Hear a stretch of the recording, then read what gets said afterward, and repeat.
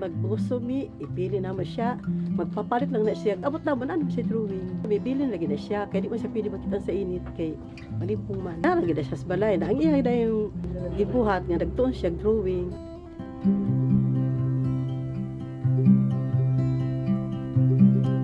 Sa isang liblib na lugar sa barangay Kaatuan sa bayan ng Lantapan sa lalawigan ng Bukidnon, ay ating nakilala si John Mar Pipito. Binatang nabibilang sa Talaandig Tribe. Hindi man nakapag-aral dahil sa hindi malaman na sakit, nadiskubre naman ni John Mar ang kanyang natatanging talento.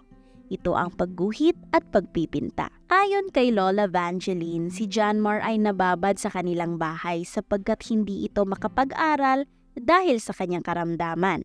Pag grade 1 niya, mauli siya kay galuha iyang mata, labado iyang ulo. O napapahulay sa ila mo, paabsin. Ano di katiwas ka, sige na maglabad iyang ulo, di kasulot sa eskwelahan kay kanang pag-study. Bilin lagi na siya, kaya di mo siya pwede makitan sa init, kay malipong man. Narang na siya sa balay. Ngunit doon umano umusbong ang kanyang talento sa pagguhit.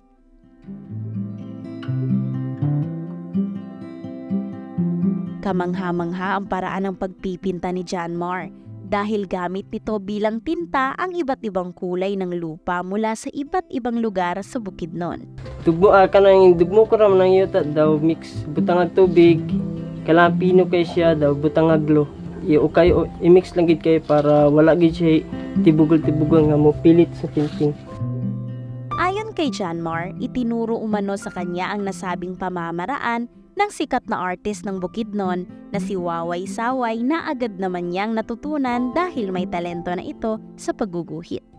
Isa sa mga obra ni John Mar ang kanyang ipinaliwanag sa brigada. So kaning nga painting ang title A Child with a Dream. So sa A Child with a Dream kay tungod sa biskon sa siya kapugriyon gusto siya makatuon og mag-eskwela.